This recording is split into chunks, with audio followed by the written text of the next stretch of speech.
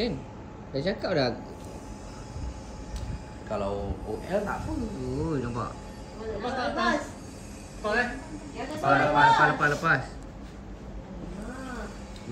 Bagong ni. Oh, ni. Sikit lagi. Okey. Oh, indahnya bila bersama.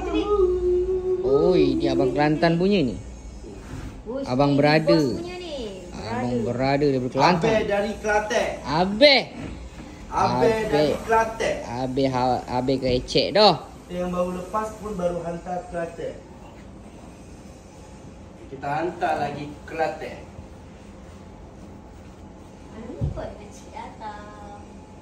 Acik minta hutang ala hutang.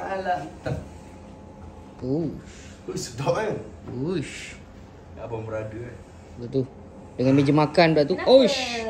Bibus sekarang kopi jati lah. Muda-muda lagi apa? Dia rumah moden, tak payah banyak lah. Nanti ada kita lawan. Okey, rumah moden. Yang semuanya barangnya moden. Minimalis. Okey. Ya. Normal tak benda tu sekarang? Normal tak? Yang Pattern minimalis yang moden kan dia ikut vibe. Lepas tu kalau orang buat, ramai boleh buat. Rumahnya pattern ni sama je, putih, bersih, dah. Sofa L shape, dah. So kalau pergi rumah jiran lah, aksesori kau sama aku. Lah, kapet kau sama aku. Lah, kau punya sofa kau sama aku. Sama kat rumah jemaah, rumah jilah. Ha, itu faham tak? Tapi kalau jati kan, oh jati. Oh, ni lain sikit Lain lah, satu lagi. Aura kaya. Aura rumah kalau ada kayu lain. Dari dulu tak payah. Okey, kau pergi masuk office, kau tengok office mafia atau orang yang super-super dengan office cantik tapi dia berambut kayu, dia nampak moden. Tapi cuba kau masuk meja kosan office yang kayu gitu.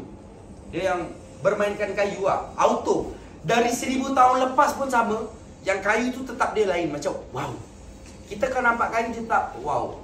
Mana ada benda boleh kalahkan benda alam? Tak ada benda buatan manusia boleh kalahkan benda alam. Tak boleh. Aura tu tak boleh. Faham? Kau buat ikan tiruan. Kan banyak daging tiruan, ikan salmon tiruan. Macam mana pun dengan alam tak sama. Iyo. Macam sofa juga sama barang-barang kayu. Bodoh baik. Di sepanjang zaman lah aku kan. Ini memang Evergreen. Walaupun kita dah tak ada nanti abang sampai kita dah meninggoy, masih dia relevant. Dia waris. Dia masih relevant macam ni. Oh,